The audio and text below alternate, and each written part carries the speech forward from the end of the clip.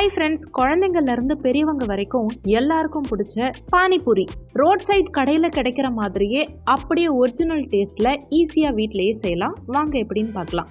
First பூரிக்குள்ளே வைக்கிற masala ready பண்ணுறதுக்கு 2 உருளைக்கிழங்கு எடுத்து வேக வச்சு எடுத்துக்கிட்டு, ஒரு 100 கிராம் அளவுக்கு பச்சை பட்டாணி ஊற வச்சு வேக வச்சு எடுத்துக்கிட்டு, வேக வச்ச உருளைக்கிழங்கு மேலே இருக்க தோலை எல்லாம் உரிச்சு எடுத்துக்கிட்டு, 2 உருளைக்கிழங்கையும் ஒரு பவுலில் வச்சு நல்லா மசிச்சு எடுத்து 1 ஸ்பூன் அளவுக்கு மிளகாய்த்தூள், 1/2 ஸ்பூன் சீரகத்தூள், 1/2 ஸ்பூன் சாட் மசாலா, தேவையான அளவுக்கு உப்பு சேர்த்து நம்ம ஏற்கனவே வேக வச்சு வச்சிருக்க பச்சை பட்டாணியும் சேர்த்துக்கலாம். தேவையான அளவுக்கு கொஞ்சமா கொத்தமல்லி தழைகளையும் சேர்த்துக்கலாம். அடுத்து ஒரு அரை எலுமிச்சை பழத்தை கட் பண்ணி ஒரு 10 சொட்டு வர அளவுக்கு மட்டும் சேர்த்துக்கலாம். அதிகமா எலுமிச்சை சாறு சேர்த்தா புளிப்பு டேஸ்ட் வந்துடும், அதனால அதிகமா சேர்க்க வேண்டாம். இந்த எல்லா பொருட்களையும் நல்லா மிக்ஸ் பண்ணி விட்டா பூரிக்குள்ள வைக்கிற உருளைக்கிழங்கு மசாலா ரெடி ஆயிடுச்சு. இந்த மசாலாவை எடுத்து ஒரு ஓரமா வச்சுட்டு அடுத்து பானி ரெடி பண்ண ஆரம்பிக்கலாம். ஒரு மிக்ஸி ஜார் எடுத்து கொஞ்சமா கொத்தமல்லி தழை சேர்த்துக்கலாம். அடுத்து வீட்டிலேயே நட்டு வச்சிருக்க புதினா தழைகளை கொஞ்சம் கிள்ளிட்டு வந்து இந்த புதினா தழைகளையும் சேர்த்துக்கலாம். இந்த புதினாலாம் நீங்க அடிக்கடி கடையில வாங்க வேண்டிய அவசியம் கிடையாது.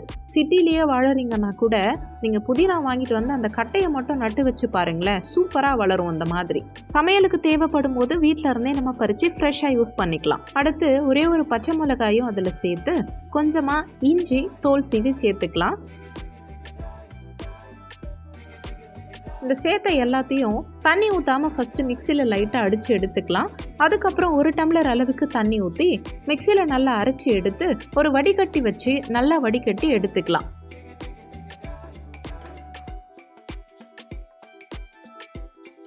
அடுத்து ஒரு சின்ன நெல்லிக்காய் அளவுக்கு புளி எடுத்து கொஞ்சமாக தண்ணி ஊற்றி ஊற வச்சு 10 நிமிஷம் கழித்து அந்த புளியை நல்லா கரைச்சி புளி தண்ணி மட்டும் வடிகட்டி எடுத்து ஏற்கனவே நம்ம ரெடி பண்ணி வச்சுருக்கோம் இல்லையா, புதினா கொத்தமல்லி இஞ்சி பச்சை மிளகாலாம் போட்டு ரெடி பண்ணி வச்சுருக்கோம் இல்லையா, அந்த தண்ணியோடையே இந்த புளி தண்ணியும் சேர்த்து இதில் கொஞ்சம் வெல்லம் சேர்த்துக்கலாம்.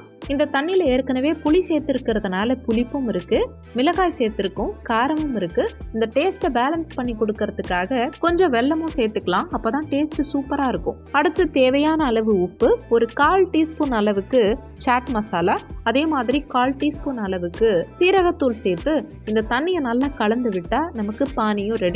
அடுத்து முக்கியமான இன்க்ரீடியண்ட்டே இதுதான். பானிபூரி ரெடி பண்ண போகிறோம். அடுப்பை பற்ற வச்சு அடி கனமான பாத்திரம் வச்சு பாத்திரம் காஞ்சதும் எண்ணெய் தேவையான அளவுக்கு விட்டு எண்ணெய் நல்லா காஞ்சதுக்கப்புறம் பானிபூரியை பொரிச்சு எடுத்துக்கலாம். இந்த பூரி வீட்டிலேயே கூட செய்யலாம், அது ரொம்ப ஈஸியான வேலை தான். நீங்கள் சப்பாத்திக்கு மாவு பேசுகிறீங்க இல்லையா, அதுலேயே கூட குட்டி வட்டமாக கட் பண்ணி அதை பொரிச்சு எடுத்தாலே உங்களுக்கு பூரி ரெடி ஆகிடும். இருந்தாலும் இப்போ கடையிலேயே இந்த பூரி மட்டும் தனியாக கிடைக்குது, இதை எடுத்து ஈஸியாக நம்ம எண்ணெயில் விட்டு பொரிச்சு எடுத்துக்கலாம். எல்லாமே ரெடி பண்ணியாச்சு. நல்லா ஒரு தலைவாழை இலை விரிச்சு ஒரு கிண்ணத்துல காரா பூந்தி இல்லைன்னா மிக்சர் கூட வச்சுக்கலாம். இன்னொரு கிண்ணத்துல கட் பண்ண வெங்காயம் வச்சுக்கலாம். நம்ம ரெடி பண்ண பானி, நம்ம ஏற்கனவே ரெடி பண்ணி வச்சிருக்க உருளைக்கிழங்கு மசாலா எல்லாத்தையும் எடுத்து வச்சுக்கிட்டு இந்த குண்டா சூப்பரா பொரிச்சு எடுத்து வச்சிருக்க பூரியில ஒரு பக்கமா கொஞ்சமா ஓட்டை போட்டு கொஞ்சம் உருளைக்கிழங்கு மசாலா, கொஞ்சம் பானி, கொஞ்சம் வெங்காயம், கொஞ்சம் மிக்சர் சேர்த்து அப்படி அலேக்கா எடுத்து வாயில வச்சு சாப்பிட்டா சொல்ல வார்த்தை இல்லைங்க, அவ்வளோ சூப்பராக இருக்குது. கண்டிப்பாக நீங்களும் செஞ்சு பாருங்கள்.